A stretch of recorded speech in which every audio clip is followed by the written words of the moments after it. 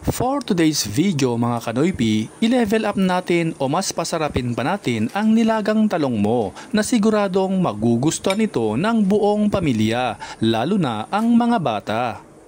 Una nating gawin, ilaga ang talong. Kapag okay na ito, isantabi muna at palamigin.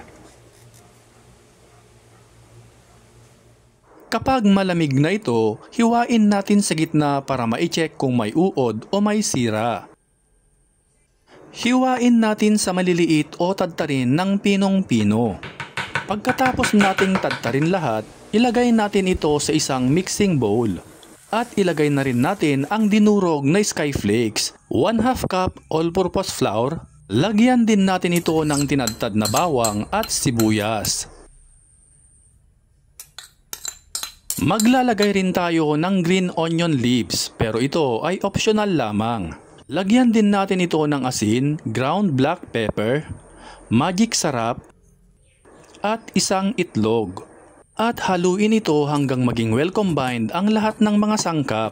At kung nanonood ka pa rin at this point, paki-comment naman mga kanoypi saang lugar kayo nanonood para alam namin kung saang lugar nakaabot ang video na ito. Sa pinainit na mantika, maglagay ng 1/4 cup na mixture at hulmahin na parang patty at prituhin hanggang ang both side ay golden brown. Kapag naprito na lahat, isantabi muna at gagawa naman tayo ng kanyang sauce. Tunawin ang 2 tablespoon butter.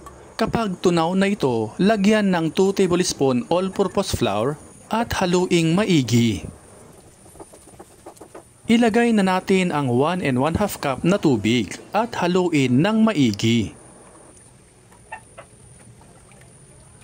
Lagyan din natin ito ng kalahating beef cubes, 2 tablespoon soy sauce, ground black pepper, at haluin ng maigi hanggang matunaw ang beef cubes. Ilagay na natin ang 1 small can evaporated milk at halu-haluin. Ilagay na natin ang 1 sachet ng mushroom. Lutuin hanggang sa lumapot ang sauce at huwag kalimutang haluin ng paminsan-minsan. Kapag ito ay kumulo na, taste and adjust. At finally, luto na ang ating sauce. Hanguin na natin ito.